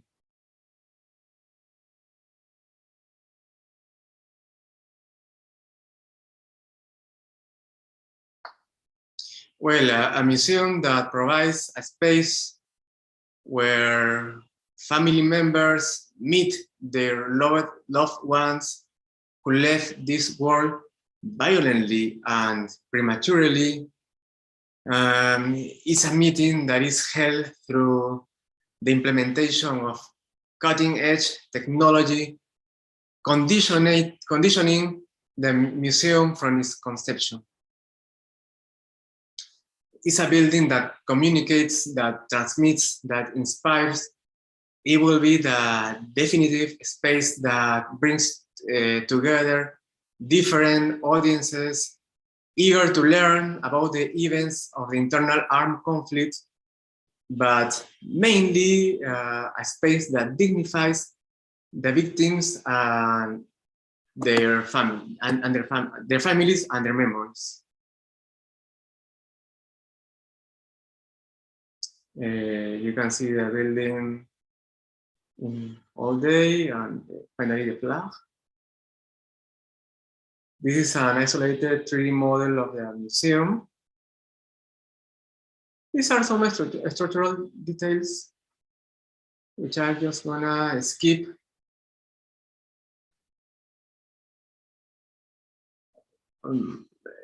This is a video, a reel showing the process of construction. I'm just gonna talk over the next images. For the purposes of this thesis, the topic, Lugar de la Memoria, place of memory, has allowed the project to be given a museum memorial vocation with a deep sense of solemnity and respect for the victims. And of course, for the memory of all of us who live in the flesh this period of violence unleashed in our homeland. In addition, the theme gives a diverse and complex narrative to museography, which together with all the objects and the media collected during and after the period of violence form the basis on which the museography of the immersive digital museum project is based. And as its names indicates, the immersive digital museum collects all this information and through digitalization processes translates it into a binary language, a digital language. In this way, it's possible to protect the original objects, ensuring their conservation, and at the same time, it encourages the use of new technological tools to communicate and transmit clear messages, and above all, in a manner consistent with the current era. I think not only about, thinking not only about the events of the past, but also about the future and our legacy to the new generations. It is, in any case, a museum of the past with a profound vision of the future. Thank you all.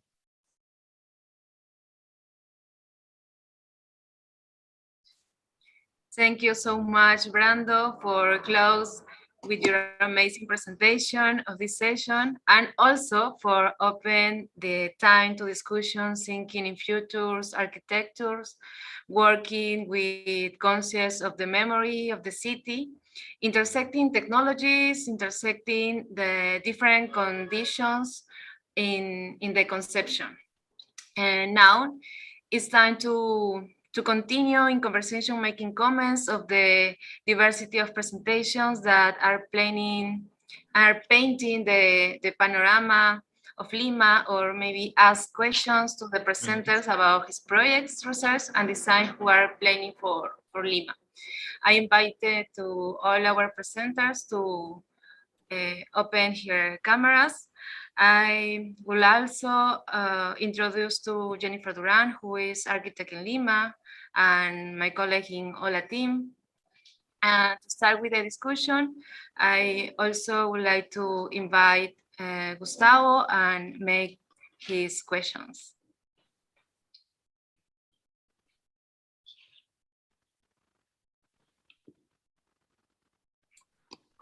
Oh, hello, everyone. Sorry, I was writing so many questions. Well, I guess I wanted to say thank you for Giovanna, thank you for the team, and thank you everyone for coming in today.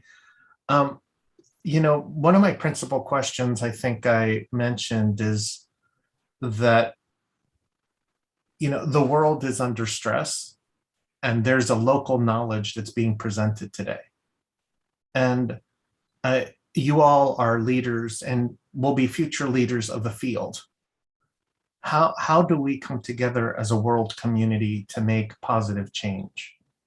And I think my question would be, what knowledge that you present that would help architects and future architects grow to be more inclusive and more open-minded, to design for people instead of for this elusive capitalist economy.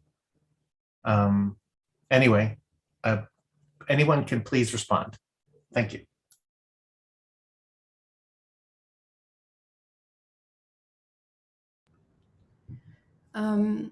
Maybe we can answer, not, of course, not for everyone and not in behalf of everyone, but just like from our very small experience. But I think we believe that we as architects are, we have certain responsibilities, particularly with the fact that we not only create spaces, but we also create desire. We create expectations. We create we create a want in a way, and so with our work. And so if we have that in mind, then we don't necessarily need to repeat the same wants and the same desires that, as you put it, the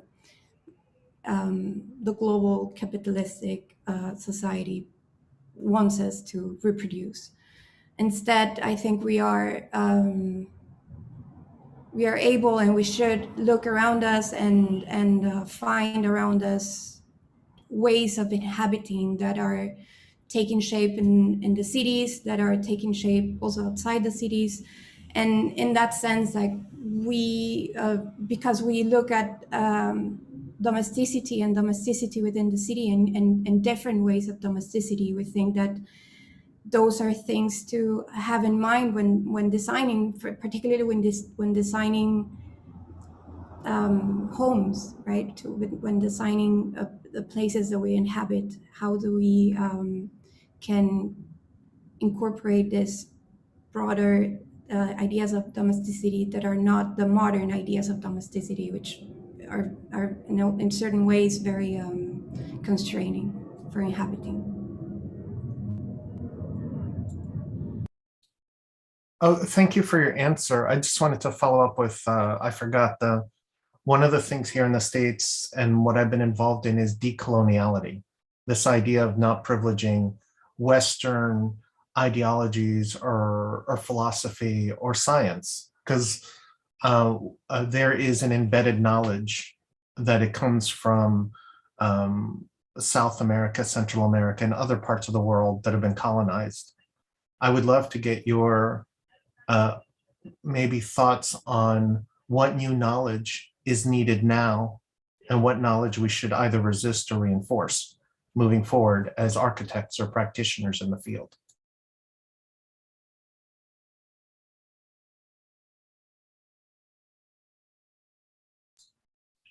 Maybe I can try to answer this question. I think that actually we have all this influence of the Western culture in architecture. In art, it's very, very strong. Like all the modernity is very strong here. And we, at least here in Peru, we have very strong bonding with these ideas. I think that this should not be seen as something that is not advantage for us, because this idea of the hybrid culture, or the idea of we can be related with this global world now, but also with this old and originary world that is from our continent, it's could be very productive for all the processes, because we have the possibility, I think, to think in a contemporary way, but also with very strong roots in our own culture. For instance, what Brando just showed us was, of course, a representation that is based in a Western culture of the technology and the construction of form, very contemporary, but with ideas that are very local. So this process of combining the contemporary world in these globalized times with our local expertise and with the force of the engineering, very artisanal engineering that we can have here, I think that is a very interesting way of looking to the future.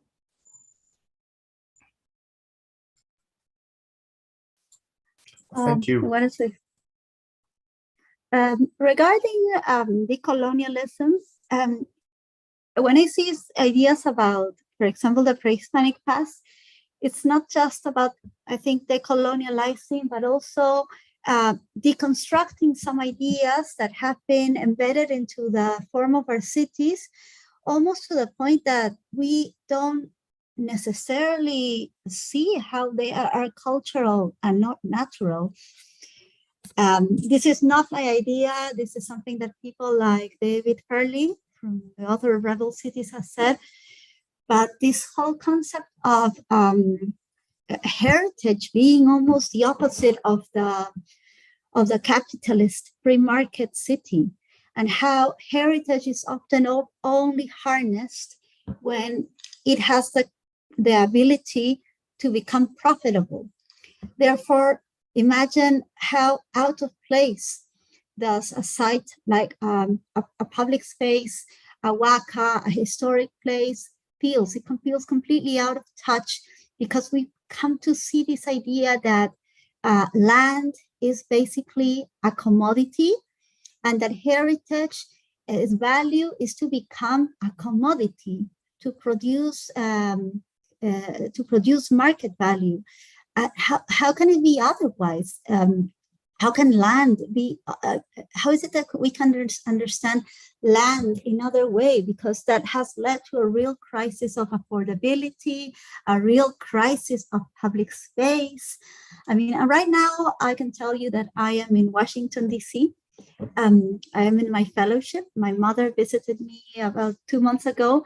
And one of the things we were walking around is that she has been to plenty of other places, but she said, how is it that there's so much open space here that has not been urbanized, that has not been developed? What makes someone decide that it's worth setting apart land not for profit?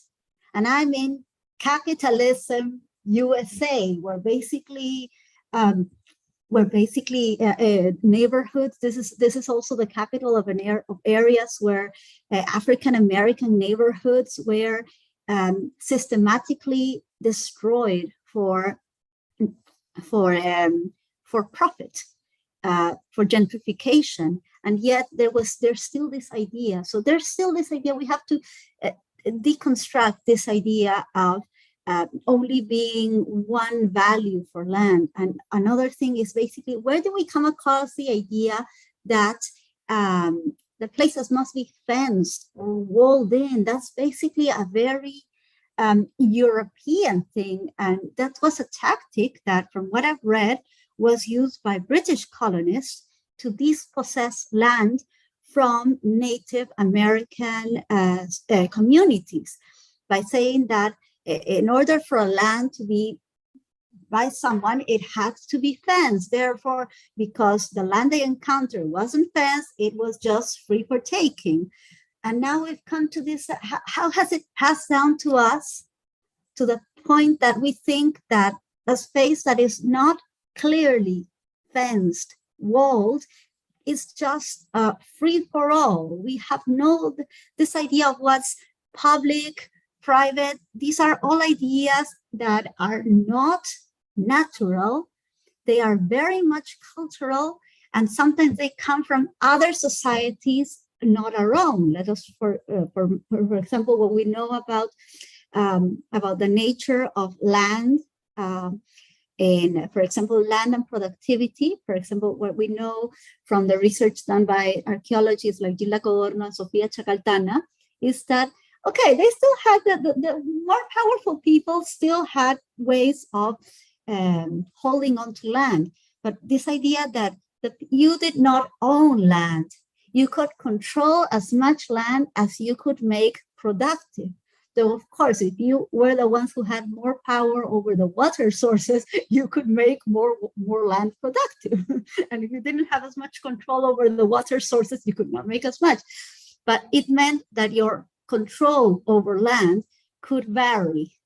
There was an idea of ownership of land. So I think part of the whole idea of the colonialism is really looking into these ideas that we haven't really, that we think are completely natural and normal about land, like this idea that we have to all own property, private is always best, and public means that it's not as good, or even the idea that houses houses have to be a certain way, or all. I think that's something that's part of the colonialism process.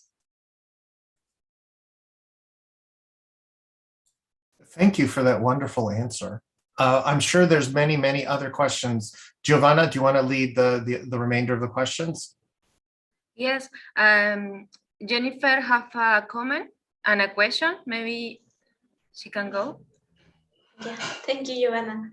Hi, everyone. It was an amazing panel. You brought me from, hi, Gustavo, from the bus of Lima with the Huacas, with all the sociology point of the dining rooms with the people and how the community brings a new value to the spaces and how this happens in a society that is very like macho, is machista. I don't know how to say it in English, but that's like the point that we have here in Lima, and how that creates spaces. Maybe they are the most important ones because they are the common ones. And then we have in this panel, this continuity then talking about the future. Then we have about Octavio talking about Juvenal Baraco that inspired a lot of architects here in Peru, and we are very thankful to that, to Juvenal. And also we have Alessandra and Brando talking about the new type of architecture, Alessandra talking about the data, and Brando talking about the future of architecture and the future of how we can bring Lima to the 21st century with different type of a museum, talking about the flag. So I have a question that try to bring everything together. That is very difficult because it was very different points of view. So for me, the main question was how we can mix all the expertise that we have here now in this panel to create a better and brighter future for Lima. How we can create this brighter future with what Alessandra taught us, with Rosabella taught us about Huacas, and how we can mix everything and sum up everything like in one conclusion for Lima. I know that Lima has a lot of flaws, that a lot of things that needs to get better, but how, in your point of view, we can do that not only with your projects, but with the other projects that we presented, that we hear today.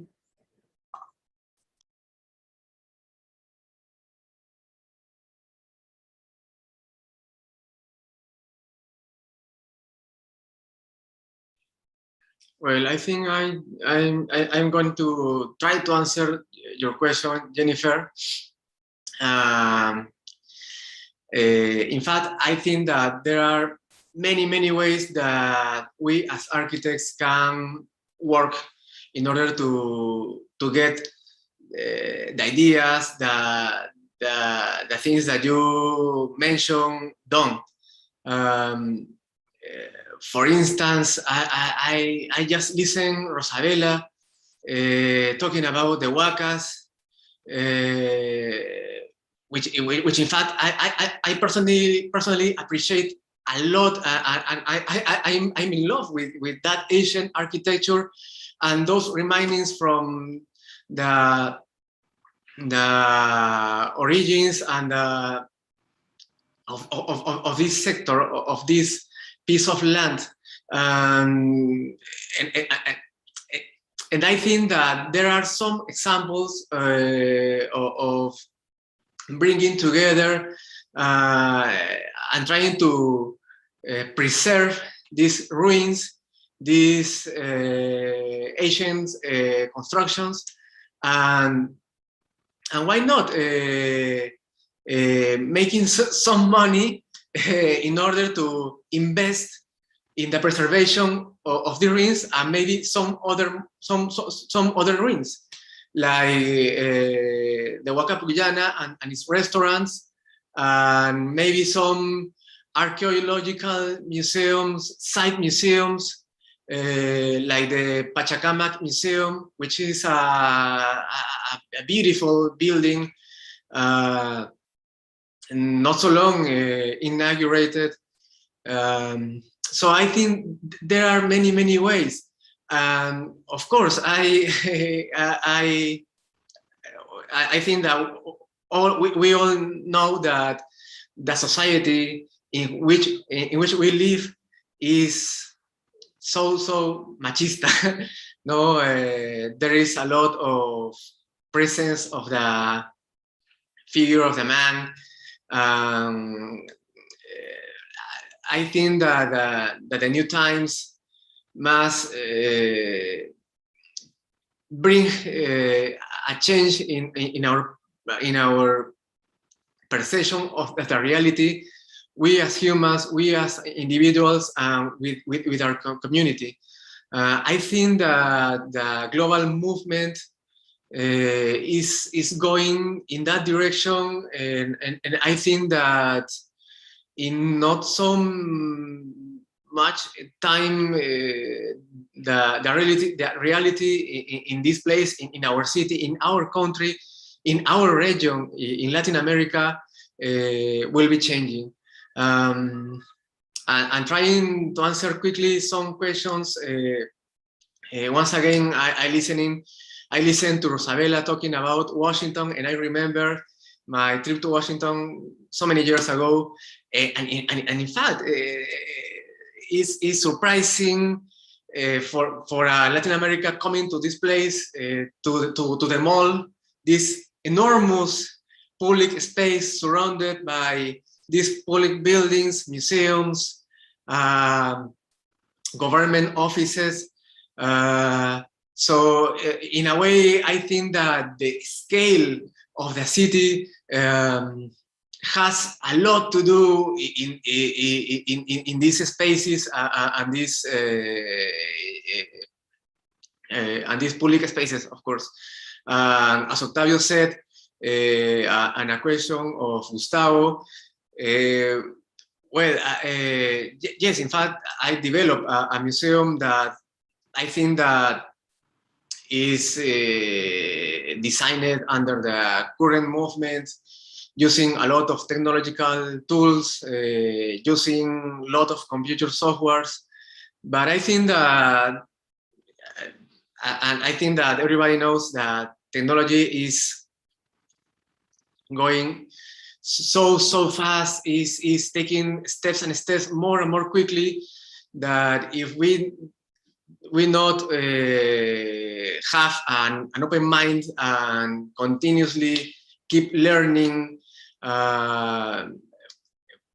we will not be able to confront the future and maybe to develop new ideas. Finally, I would say that I personally think that both ancient architecture and nowadays architectures and future architecture that are currently being developed in computational algorithms, computational designing, can coexist together in a certain way under some certain parameters. Well, that's all I just wanted to say. Thank you.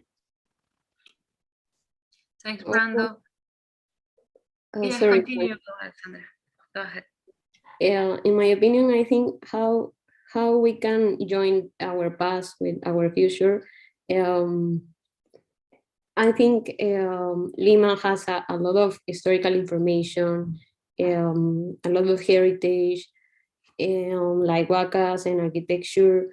And I think for everything we do, like architect, artist, or archaeological, I think it is so important to understand how is the value of our heritage to construct our city, because for everything we do in our professional career, we have a lot of insights to develop and to design based on our past, our historical information.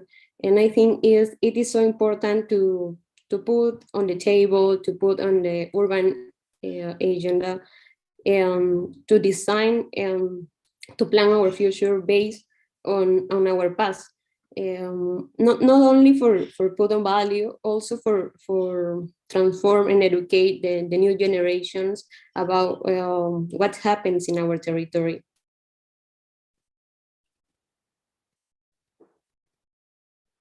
Yes, that's super important. And in that way, was super interesting, the research of Mariana and Nicolás. They was researching the role of the women in a difficult period of Lima. And maybe in this way, they can talk more how they can see the the future of this type of habitants, intersecting with technology, but thinking in this type of role that the women have and was taking in difficult moments. Thank you, Giovanna, for the question. I think that maybe I want to link it a little bit to some of the issues brought up by Rosabella in her commentary, because I think that for us, one of the most interesting things about bringing back this memory, for example, of the women's movement and the reorganization of domestic space in the city, is precisely to challenge what we think is natural, or what we assume as natural in the way we inhabit our cities, in the way we design our houses, and in particular, and very precisely, the kind of boundaries that are created in our ideas of the house and its relationship to the city. I think it is the house is in a huge way a very similar infrastructure of enclosure, as Rosabella was commenting, in a different context, in terms of the huacas and this idea of enclosing. In fact, the house has also been an operation that has dealt in such a way.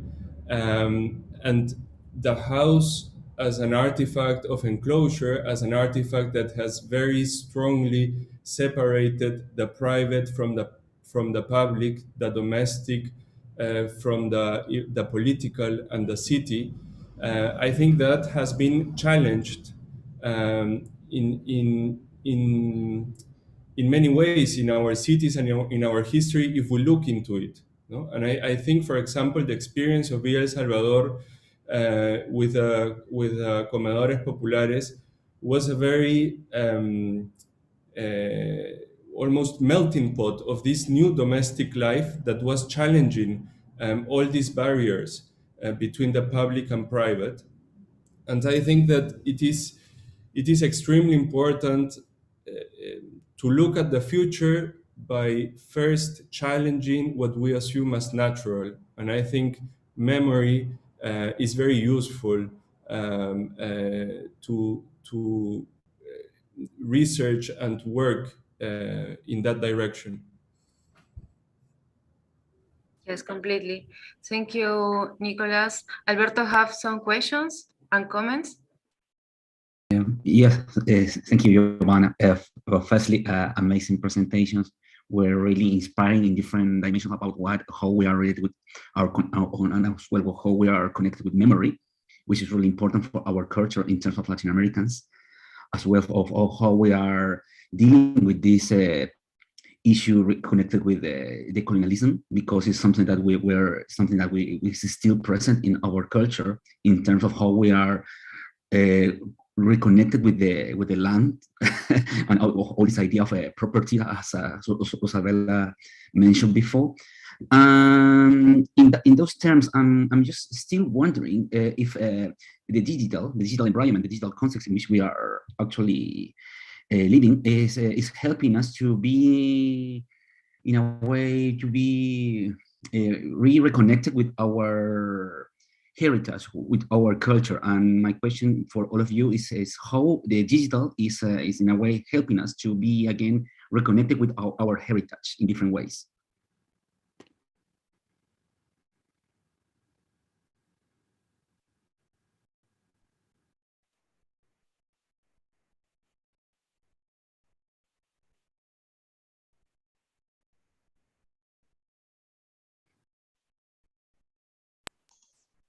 Maybe we can think about the digital, thinking about maybe social networks and how we are connected today. And yes, I don't know. perfect. So like Yes. Brando, Mariana. Well, thank you, Jennifer. Yes, in fact, I think that question has many answers. many possible solutions. If in the case maybe of social media, you said, but as I said in my presentation, I think that the digital brings different tools that we can use to translate physical objects, some stories, some common knowledge, some tellings that our fathers and their fathers tell them, and they tell us into a document, into a digital document that can be preserved. In the case of the project I designed, I developed this large canvas where I thought that all this information, all these kind of representations, inclusive, maybe, why not, some views of another environments, of another places in the country can be displayed. So I think that there are different levels to answer your question, and also all the data and all the information that will be processed, and that we are nowadays feeding, no, constantly the social media can lead to a large archive of information that can be displayed in many ways. A building, a facade, a screen. I don't know. I think that in the future and nowadays there are being developed some repositories, digital repositories, which are taking all that information into a binary language, into a digital language. I will say that.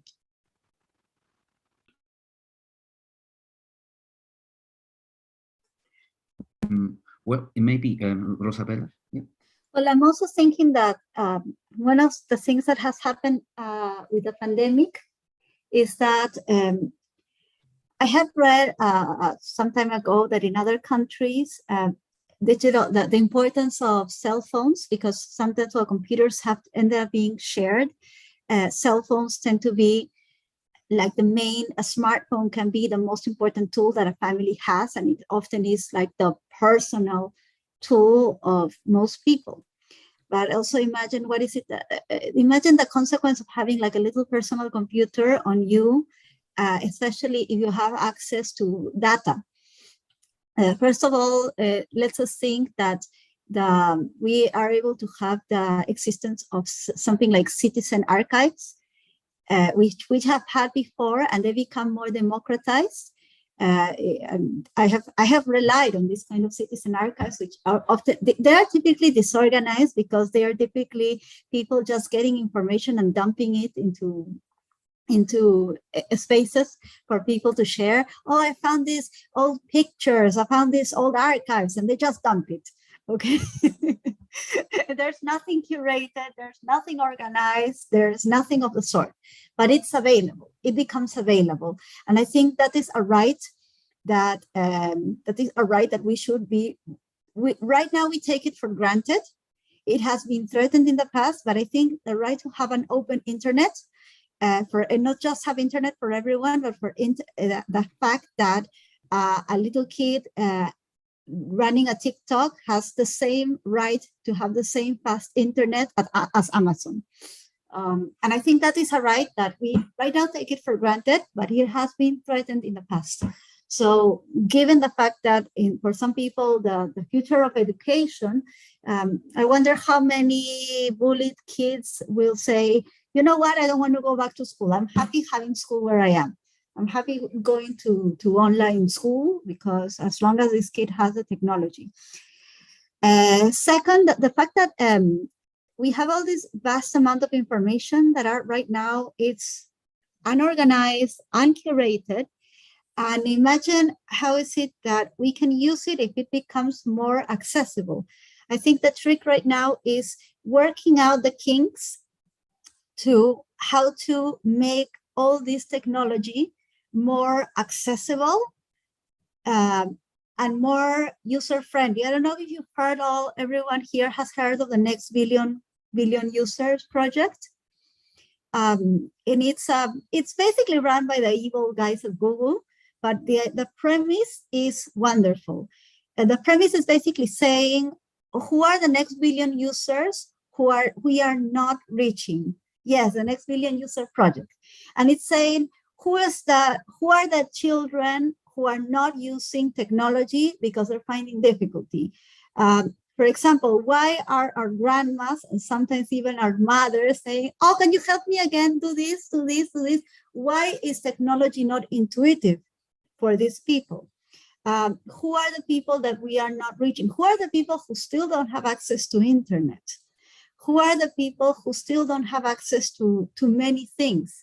And I think that a lot of it is not just because for us, we are the fortunate ones. We have access to internet, we have access to smartphones, and for us, it may be intuitive, even when we sometimes struggle, like, how does this work? Okay, but the thing is, we must have to think about who is not currently benefiting from technology, who is not reaching technology, and who is getting behind because they're not reaching technology. That's the whole idea, for example, when the Billion User Project talks about is we are still basically using typewriter keyboards, even in our smartphones.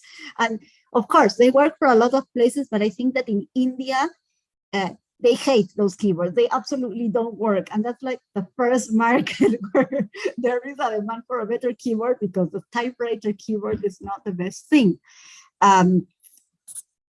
What they say is that the interface of the tablet that goes like this is intuitive. That's why even a toddler can use it. So yeah, I think that a lot of the things that we have to do is there is a great potential, an enormous potential for greater accessibility.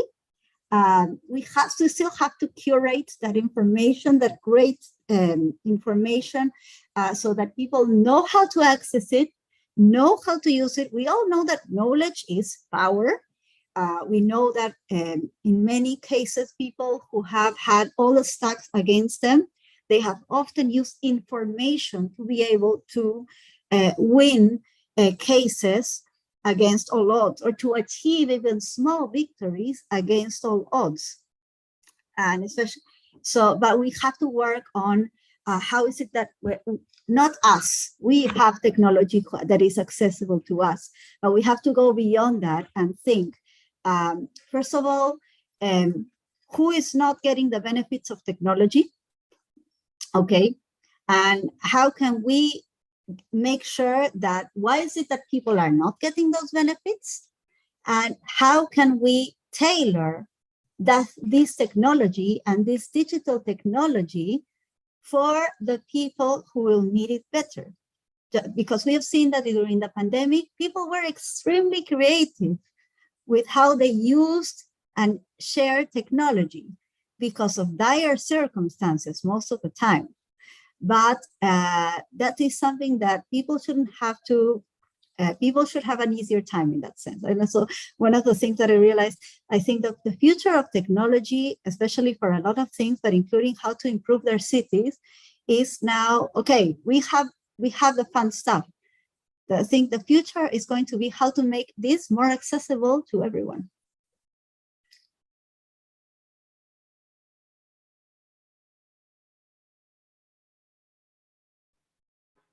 Octavio, would you like to aggregate some other words? Okay, well, it's very difficult to continue after this answer, but I actually agree, because if we think that technology is a very powerful tool, I think that one of the key points is to start thinking how it can be used for everyone. I mean, if we now think that everyone uses technology, I think this is a mistake. The idea of technology is to have this wide open tool to connect people. I think also that it can be interesting to discover how different people and in different contexts, in different cultures, can start interacting with the same tool. I think that the richness of the research and the knowledge is in trying to understand how one same tool can be used in very different ways. And this, I think, is the power of connecting people, and also in this globalized world to start learning about each other. I think that is a very interesting way of thinking how technology can open a lot of doors and windows to new knowledge.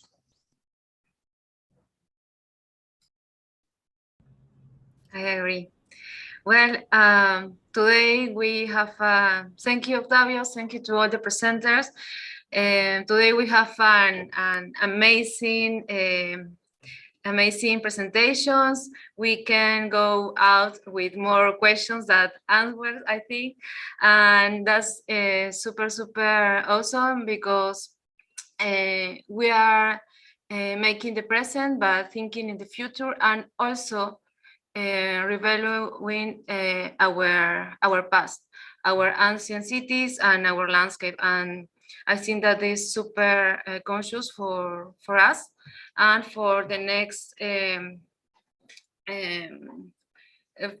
people who are interested in architecture and the inhabitants.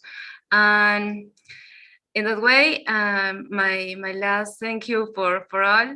I need to share my screen to my last words, and also to remember, maybe Gustavo can help me with that.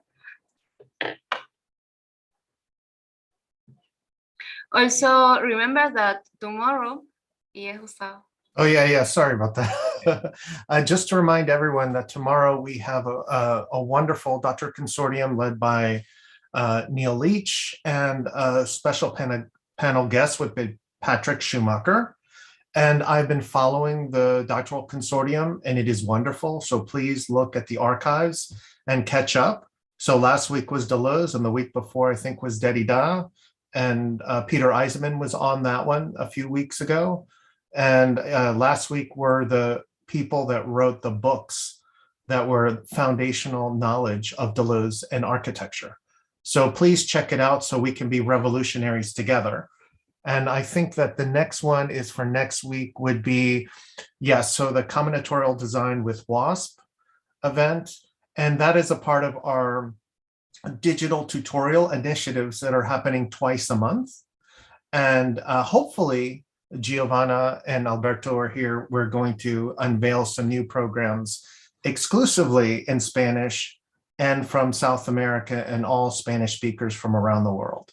So if you have any colleagues that would be willing to contribute to our initiatives, please do so. We're excited to see you all.